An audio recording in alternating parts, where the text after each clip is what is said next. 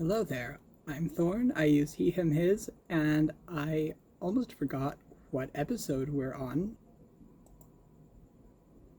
So that's a podcast milestone. It's episode 13, and welcome to my Gothic grotto.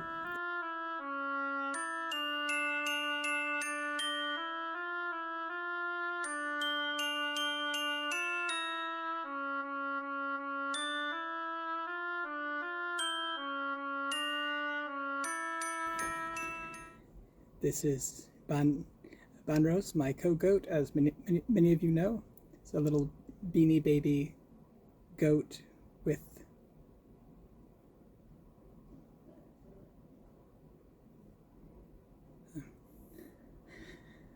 my window's open, so I heard something outside. But anyway, since I like to do visual descriptions, he's sort of a mottled green, blue, orange combination with a little yellow beard and sparkly pink and green hooves and sparkly green horns and very intense little green glass eyes. He's going to sit over here. So I guess some admin stuff first. You might have noticed I don't have my podcast microphone here. There are a couple reasons for that. The main one being I like the sound better from my phone, so I was like, why am I doing all this extra work just to get a sound that sounds worse, to me at least? I had people on my other channel, Thornwing Crochet, say that I sound fine with just the phone, but I'm always interested in feedback on that, so please let me know if you have any trouble hearing me. The other reason for that is to be a partial solution to a problem that I've had that I will expound upon now.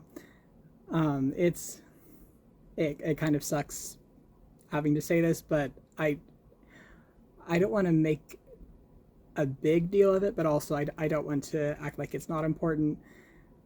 But it just sucks because I feel like I'm going back on something that I said I would do. But anyway, just to clarify,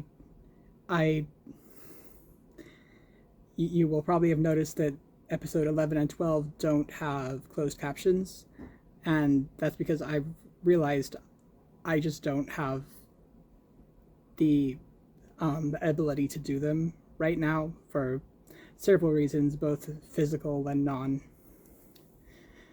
And I'm not going to get into that too much because I don't want this to be about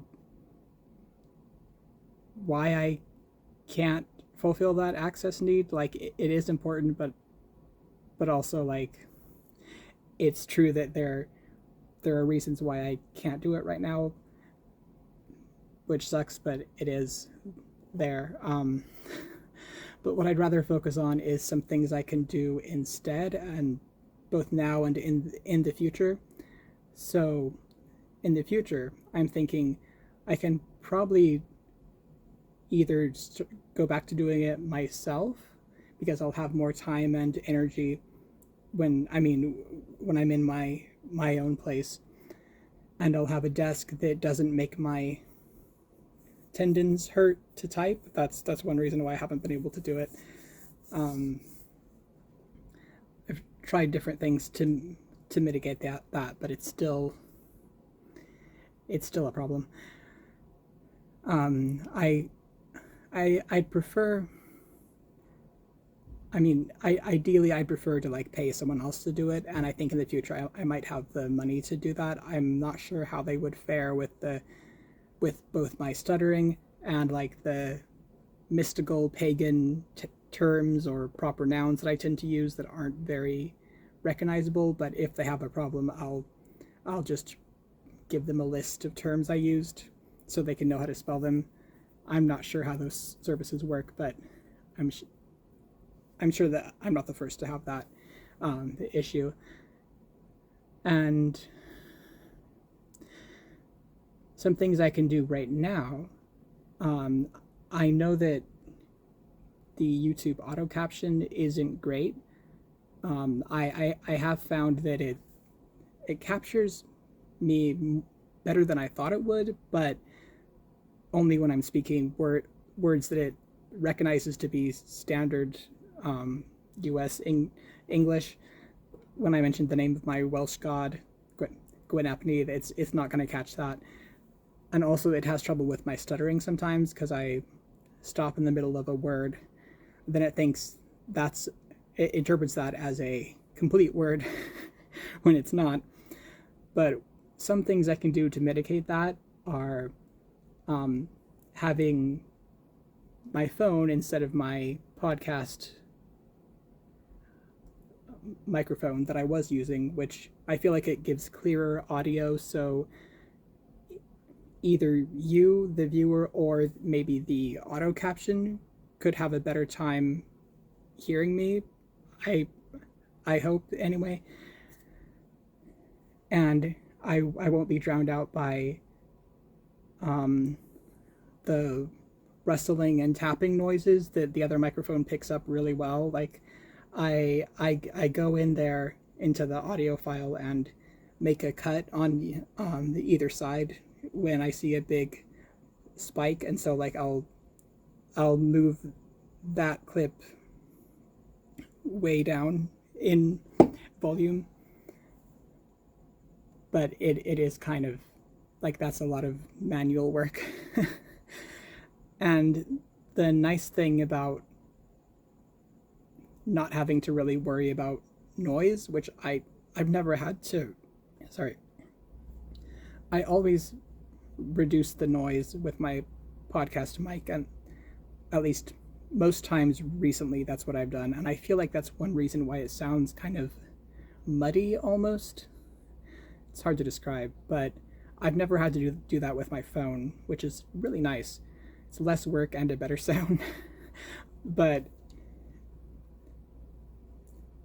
then also I'm able to raise the volume if I feel like my voice is too soft, because I do tend to speak softly, though I'm trying to project now. But then there's a separate slider in the program I use, which is DaVinci Resolve, where you can cap the sound at a certain point so that it's not, so you don't get those peaks of sound that kind of blow out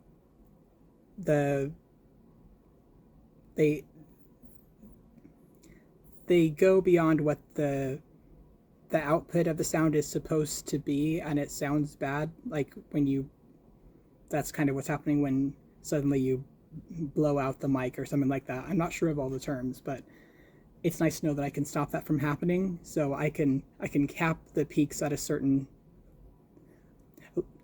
level with one slider, and then also raise the general volume up, and it still sounds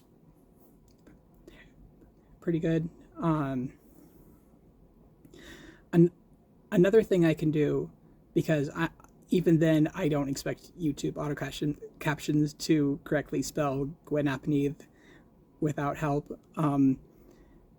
I can spell it out myself. I think auto captions has a better time with that. Let me know if I'm wrong, but I'm just going to test it now. GWYN space AP space NUDD. There's only one P in the app, and it's not capitalized. That's how you write Welsh patronymics, which aren't always still present in Welsh last names. And mind you, I'm not Welsh myself. I'm just like, I worship a god who the name I know him by is from Wales. But in older names, of course, it's more likely to be present. I mean, the patronymic is people coming down the stairs. So the other thing I can do is put the name up here, so I can spell it for you myself, so you know what the search term would be if you want to look up more about who this is, or if you want, if you're like, wait, who was Thorn talking about? Because hilariously, it always renders the name of Gwyn's consort, Craig the Lad, as something like Craig the Lad, which, as a fan of Danny Gonzalez, is hilarious because his fans are Greg, and the enemy of his fans is Craig. It's a long story. So so yeah, those are some things that I will do or can do if you would like. I'm also open to hearing more suggestions from you, especially if you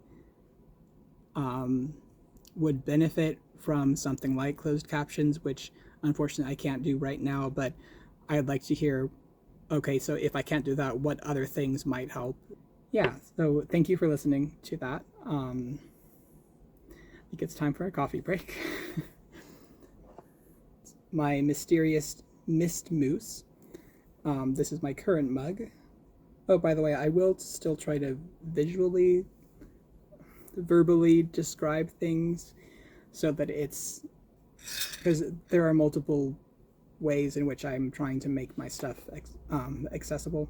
So this is my blue, not porcelain, ceramic mug. Well, it's mostly white, but there's a blue area with the outline of a white moose. And it makes me think of Gwyn. And I got it at a thrift store a couple of Christmases ago. Excuse me. I think right after I'd made my vows to him, so everything for me was about Gwyn all the time, and people who know me may be like, wait, everything's not about Gwyn for you right now? And yes, but like, I'm also about other things right now too. You should have seen me when I was first, like, he was the only light I had in a very dark place, and that my brain was just like, yes, dopamine finally, due to life circumstances. And then he got me to a place where I had more sources of joy, and that's one of the big things I point to, at least mentally, when I wonder, well, I think about people who might try to tell me that it's not a healthy relationship for me. Unfortunately, I'm thinking of certain family members of mine who have a different religion and aren't super into the interfaith perspective, we'll just put it that way. So it's nice to know that I can. This hasn't really come up, at least in a while, but I can say, look, he's actually helped me in these really good ways, which are not just benefiting himself, they're benefiting me, and maybe even I won't go into detail, but there are lots of things that Gwyn has done for me that at first glance look like they don't benefit him, or like like he's taking a hit or something, like if that makes sense, but he does this because it helps me. So that's like he's showing me that he's not that he doesn't mind, like it's important to him to help me, and he wants what's best for me. So that's the fact that he's proving that with actions instead of just telling me and expecting me to believe it is why I'm with him and not, well, not my ex.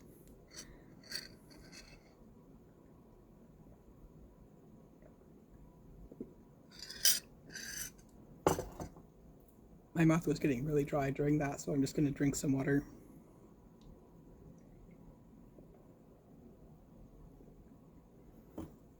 It's been really hot here. as everywhere. But yeah, it's been really exhausting, even though I've stayed in the house most of the time. Um, but yeah, speaking of my ex, I, I, I'm not going to go into too much detail because I'm not sure how much I can say or should say or want to say. But um, my divorce is finally moving ahead, and like we've been in the process of divorcing for almost as long as our marriage lasted, so like multiple years. It's amazing. We we don't have any like co-owned businesses or anything like that, so it really shouldn't have taken this long, but now it is finally moving forward. And I have someone officially representing me, which is really nice. Um, and there's how am I going to say this? It has come to light that I'm going to be able to move out soon and be financially okay while I build up my business in a place that is much more emotionally safe for me than where I am now. And I I'm going to be able to, and even without thinking about the income that I hope and intend to get from my growing business and freelance and stuff like that, I think I have enough of a buffer um, to be okay for the amount of time that I'd want to give myself for building up my business. And that feels amazing. And I'm like, wow, I have hope for the first time in a while, or at least hope about the concrete thing that will happen to get me out of here. Um, so I'm really excited about that. And just the last few weeks were really rough because I wasn't exactly sure what was going to happen with that. I thought it was very likely, but I was like, okay, I don't know. Like, what if I make the wrong move and it stops happening? But it it seems pretty much, yeah.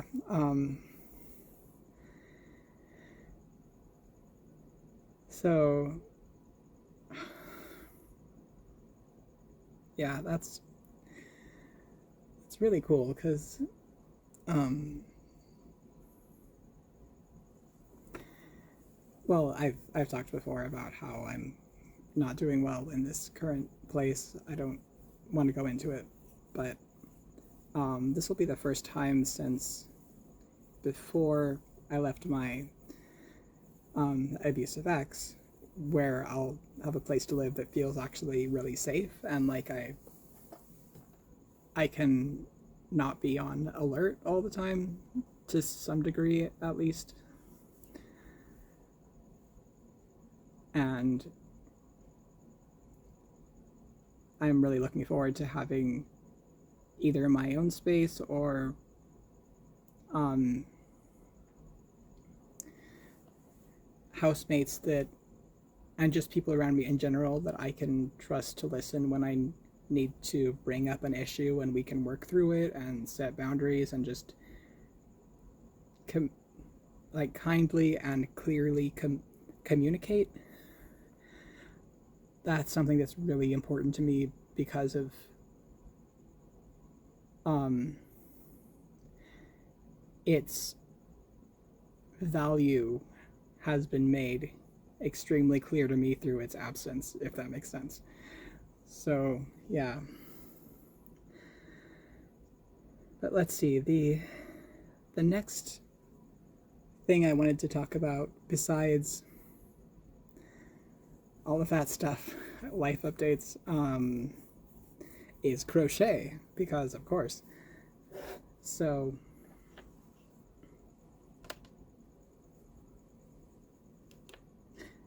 I'm making some pineapple lace as an edging for my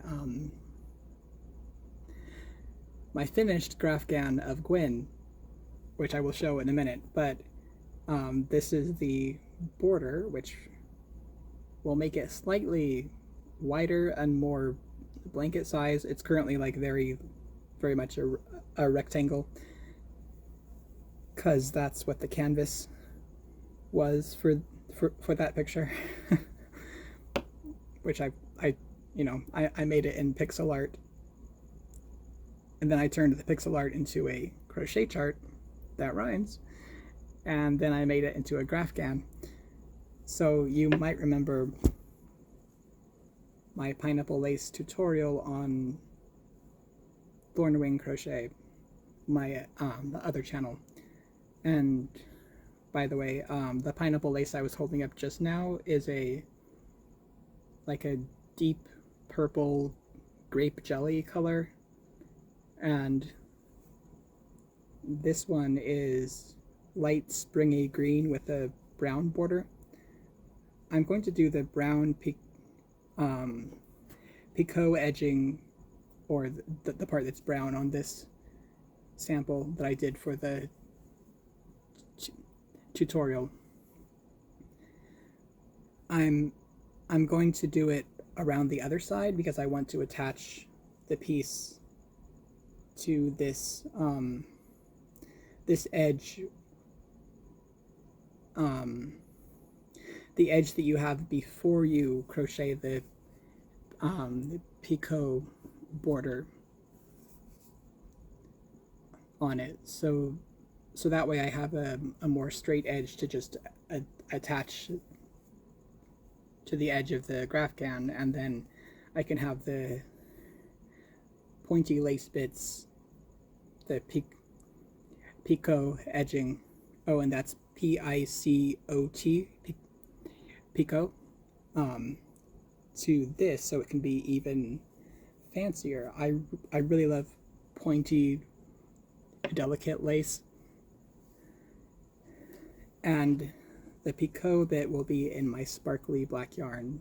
So this is left over from the Grafgan, this purple yarn, and then the sparkly black yarn, Karen Simply Soft Party in black,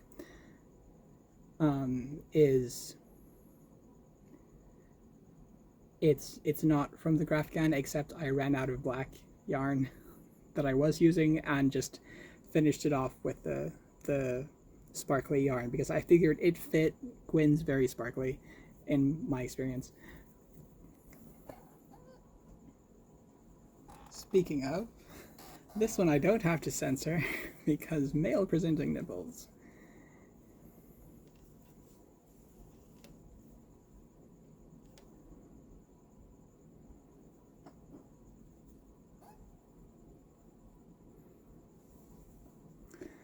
That's my Gwyn Grafgan, Modern Wild Hunt. Just for a short image description, it's a portrait of Gwyn, my patron god, with the night sky behind him, the crescent moon looking like horns. His hair is kind of wild and flying away. He has this little smirk at the camera, or the viewer, and he has tattoos and piercings. Like he has a dragon tattoo on his chest and like an antler tattoo going up one arm. When I first saw him in that form, long before I did the picture, I was like, holy fuck. And this is a slightly not safe for work funny story, but his response was that's the idea. I remind you that what I said was holy fuck.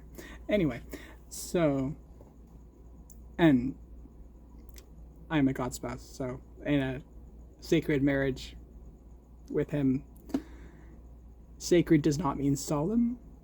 It can be, but it's also like full of fun and joy. So, and that is sacred.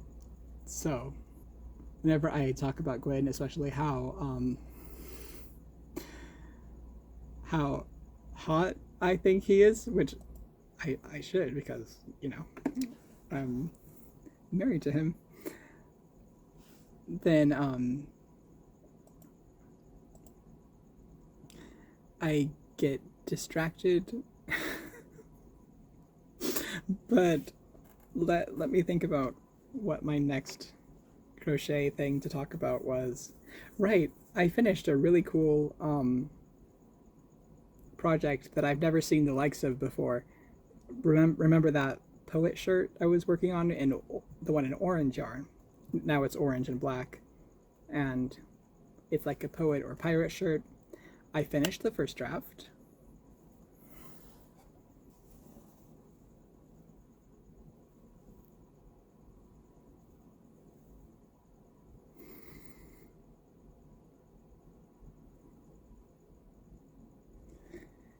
So yeah, most of this is in orange yarn. It has big poofy sleeves that, in a traditional poet or pirate shirt, they'd be gathered at the wrist, but I gathered them at the just above the elbow because I wanted a version that was short sleeved for warmer weather. I will be making more either versions of this pattern or other patterns, like my Sacred Moment pattern, which is also a poet shirt. I will be making some with long sleeves, but for this one, it's nice to have the short sleeved version. I'm going to be figuring out, at least for me, how to make it less poofy. Oh, the sleeves are partly in black yarn, the black sparkly yarn, and then there's some accents like the lace up V in the front, and the a seam going down the front in between the cables. That's where I stitched the two front panels together, and like a diamond pattern overlaying the row of linked treble stitches. All of those are in black yarn, but most of the rest of it is orange. And there's a little bit on there's a like a cinching corset lace part in the back where I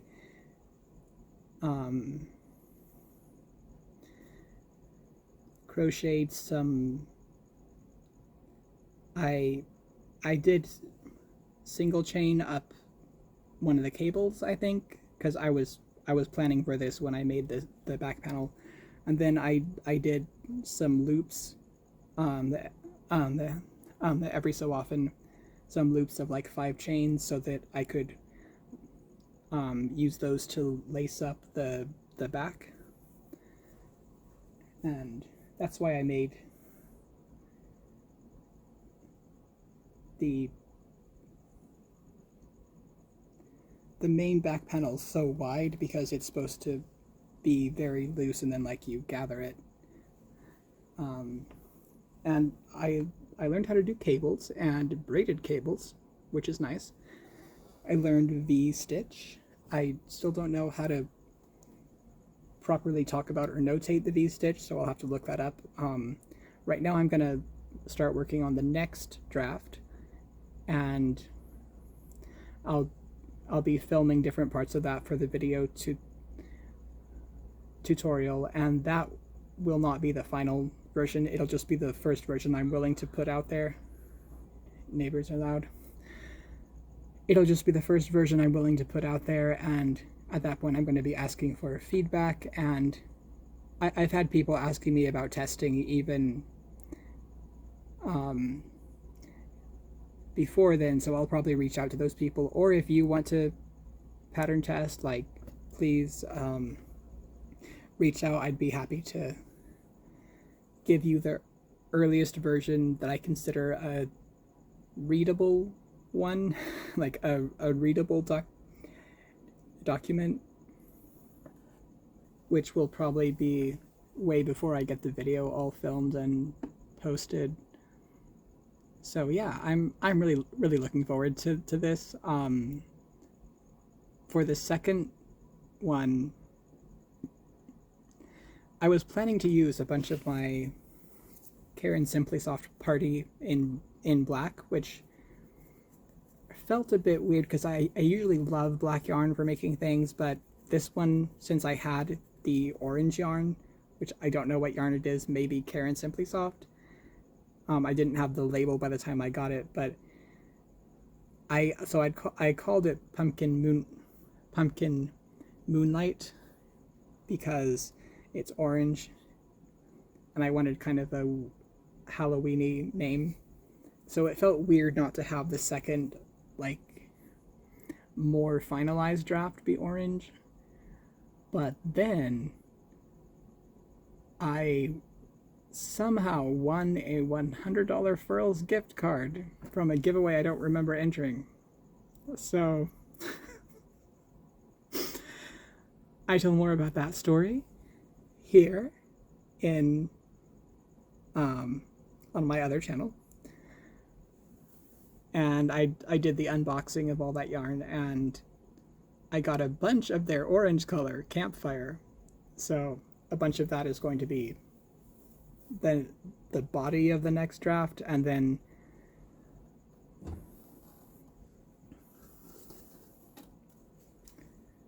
I have some Shawl in a Ball, which is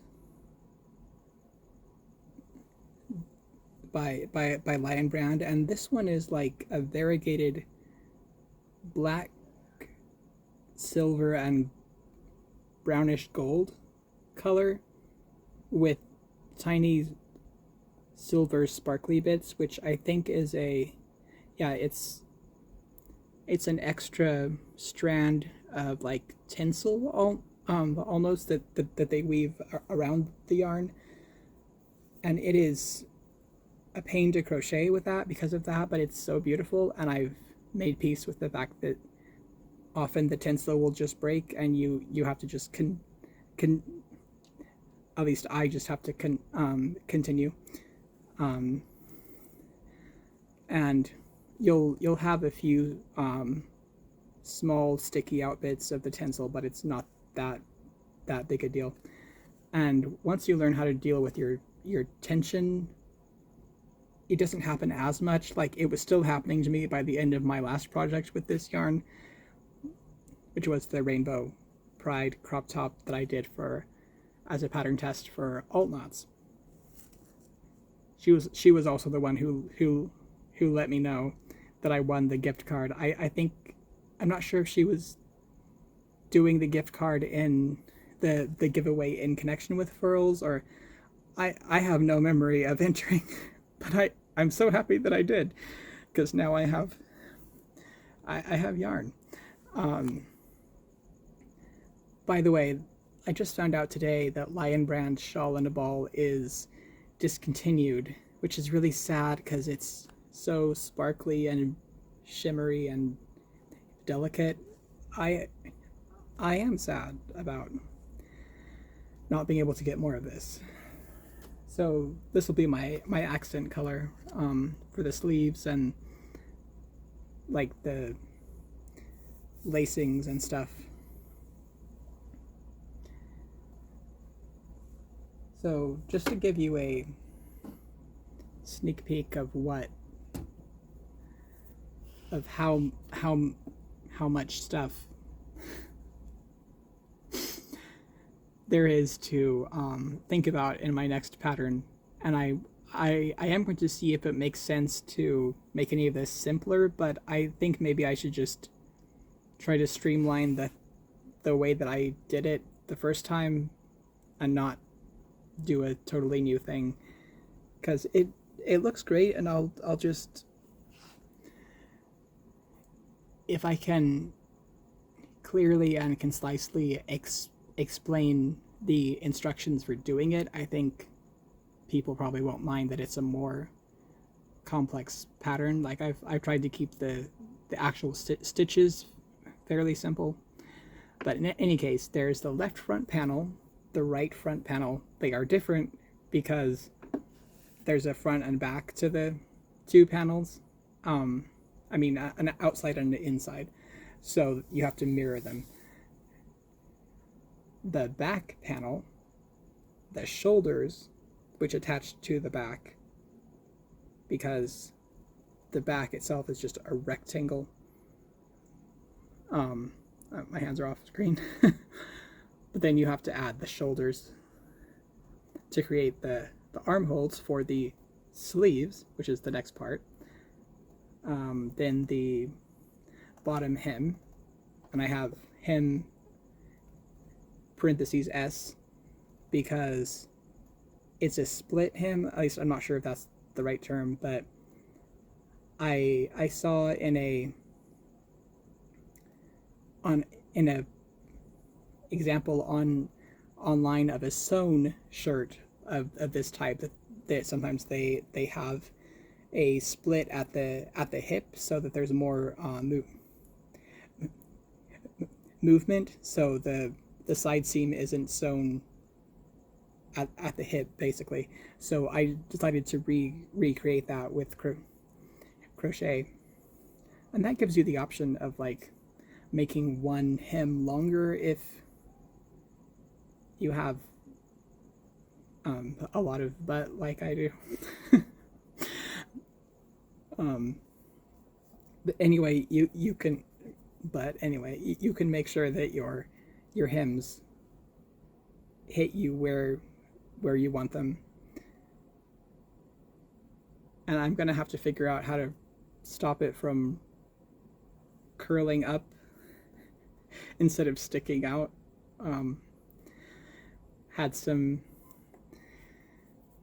unforeseen problems with the couple rows of half double crochet that I was doing. It creates a very natural fold where it just wants to fold up, and I tried to stop that by doing an extra single crochet across the outer two loops of the last row of half double crochet, but it doesn't do much. It still like goes like this.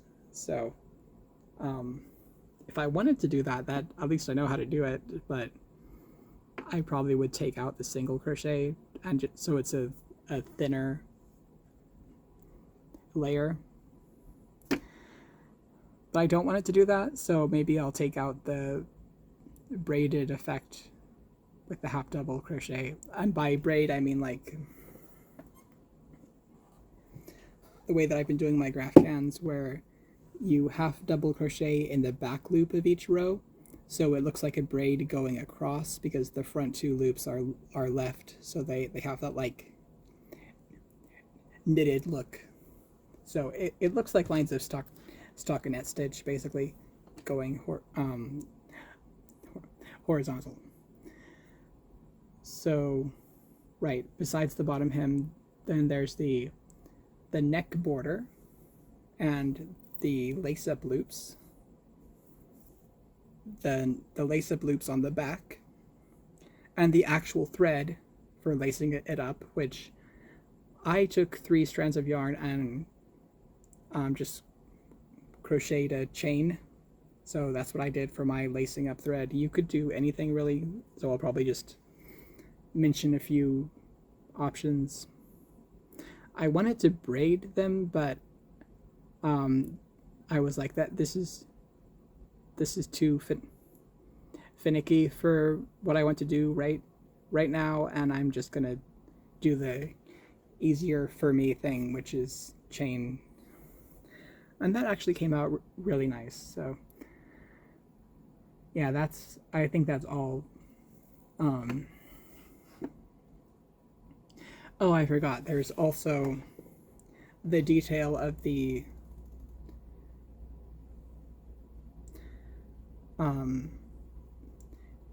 black yarn that creates like a diamond mesh pattern in a line across basically the breastbone area.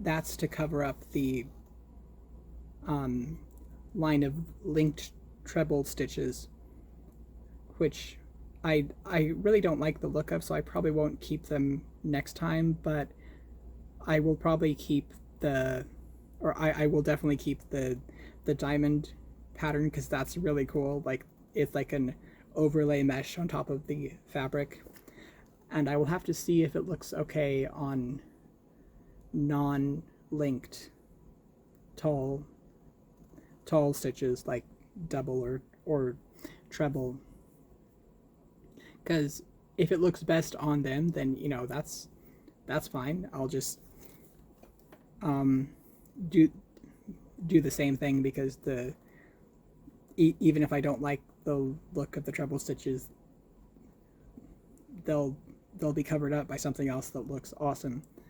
But I was doing the linked treble stitches, which is where you crochet in such a way that there aren't any gaps, so you don't have the tall stitches like as two columns that can separate and just like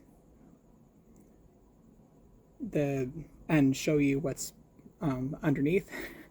Because I was hoping that this shirt would be the fabric would be opaque enough so that people could just wear it as a shirt, or like I could, and not worry about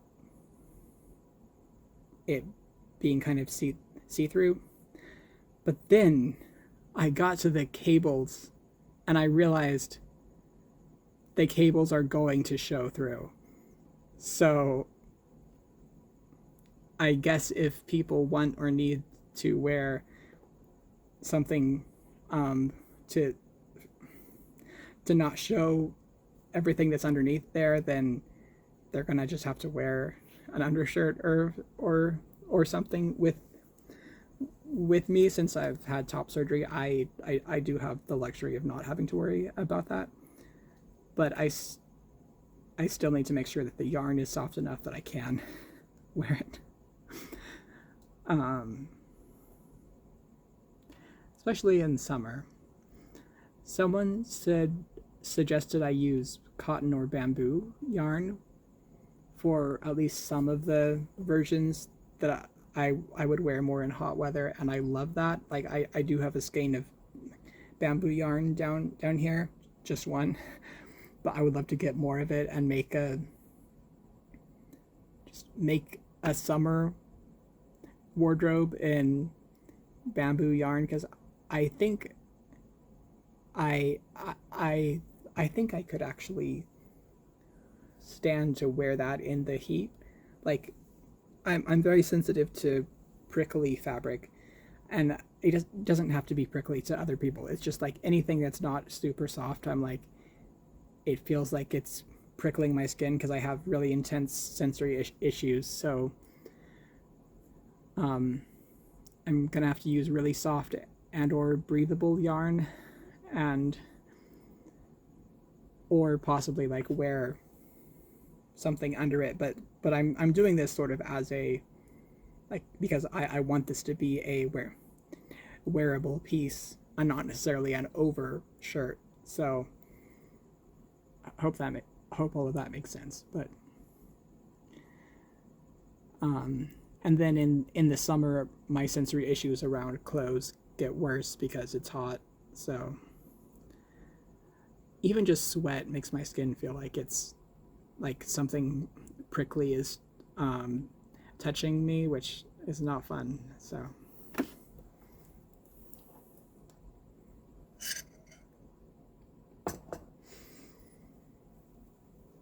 So I guess before we go, I do want to show you the other things that I got at Furls, which is a couple of new hooks. I got the Aquarius one, this beautiful blue and white swirl. It's a 6.5. I didn't say this in my unboxing video, or I did, but then I decided not to keep that in. But I've decided to focus on the larger sizes with furls, because The smallest one I have is the 5.5 Supernova. No, the 5 Supernova. And that one is sturdier than I was afraid of at first. And I am really careful with it, but it feels like it's very fragile in my hand, and that makes me nervous. So I know the smaller sizes would be even more fragile. So I'm just not ready for for taking care of a hook that small. So when I do get more small ergonomic hooks, they'll probably be the type that's metal, and then someone adds a cool handle.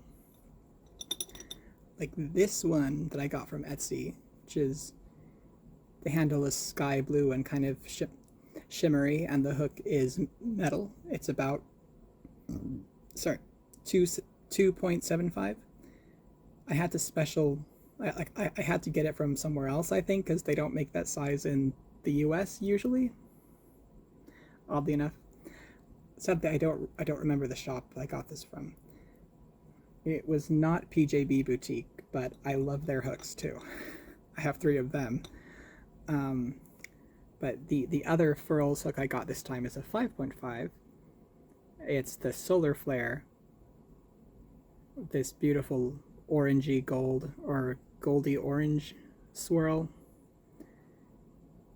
And I got both the Aquarius and the Solar Flare because they remind me of the sun goddess I'm close to, who I know as one of her names that I know her by isn't often known as a sun goddess, but my understanding is she was at some point. And that's partly based on Gnosis, partly on like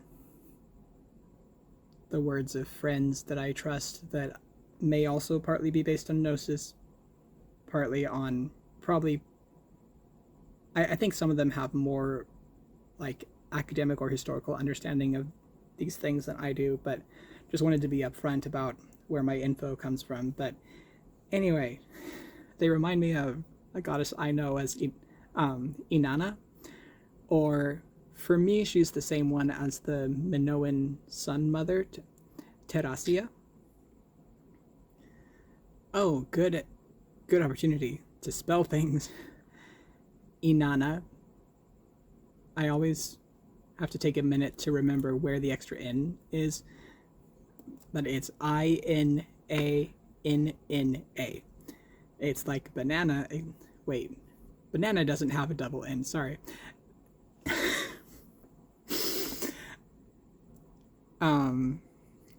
There's a phrase I love, but such and such drives me, but banana pancakes. And so I've started saying, I've started thinking, like, it's really funny to say, instead to say in Inanna pancakes, because of the relationship I have with her is like full of playfulness and joy and affection, and it makes sense for us to joke in that way. And then the Minoan name that I mentioned, Terasia, Therasia,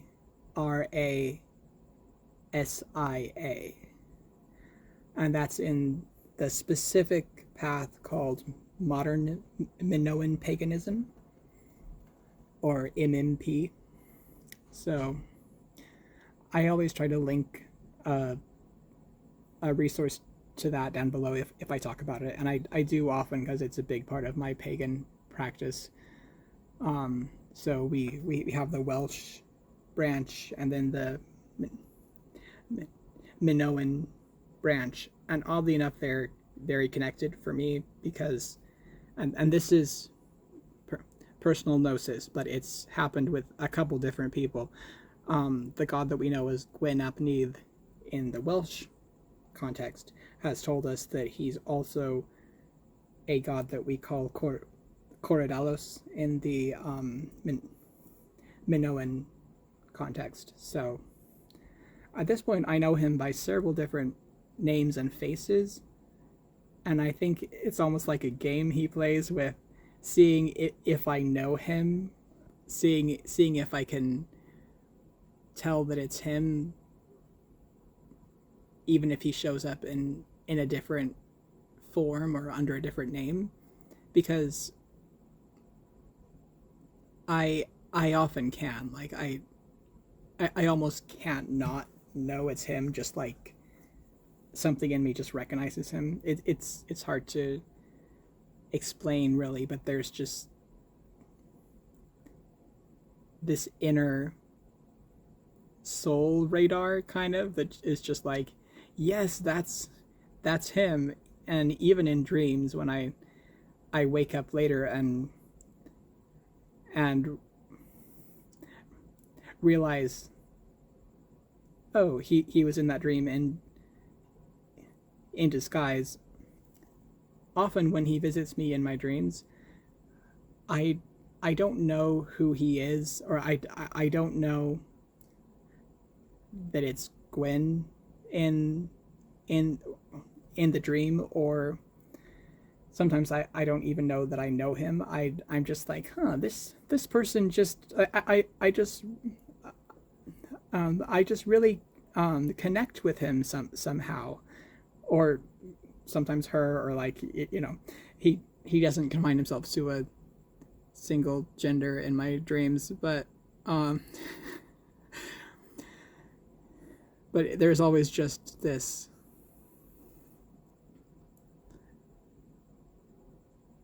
it feels like a light, that type of connection that I feel with him. Just there's that shining light.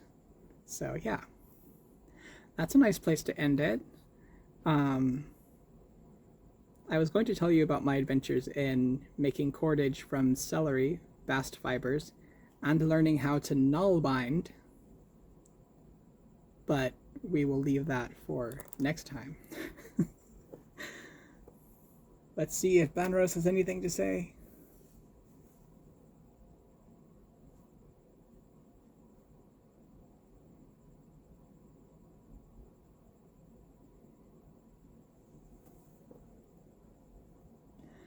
Part of me really wanted to quote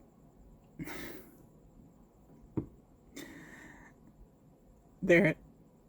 I've recently learned that goats, like, this sounds bad. It's not like a just distressed thing, but they scream, like they just holler. I guess that's a better word. And that's really funny to me because the context in which I learned this was a Taylor Swift Goat remix, which is just a few seconds of the song Trouble, and then that really intense high note that happens at the beginning of the chorus. They cut away to a goat, like da da da da da da, man, da, man, and it happens twice, and so every so often I'm it's practically an in-joke with my brother Brian, who also loves goats now, and I'm just like, I'll just be like, oh hey Brian, man. So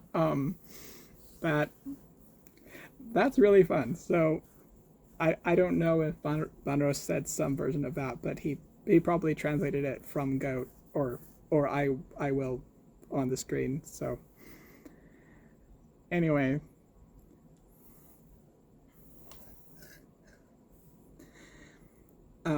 thanks for hanging out with me in my Gothic grotto, and let's dance again at the next midnight.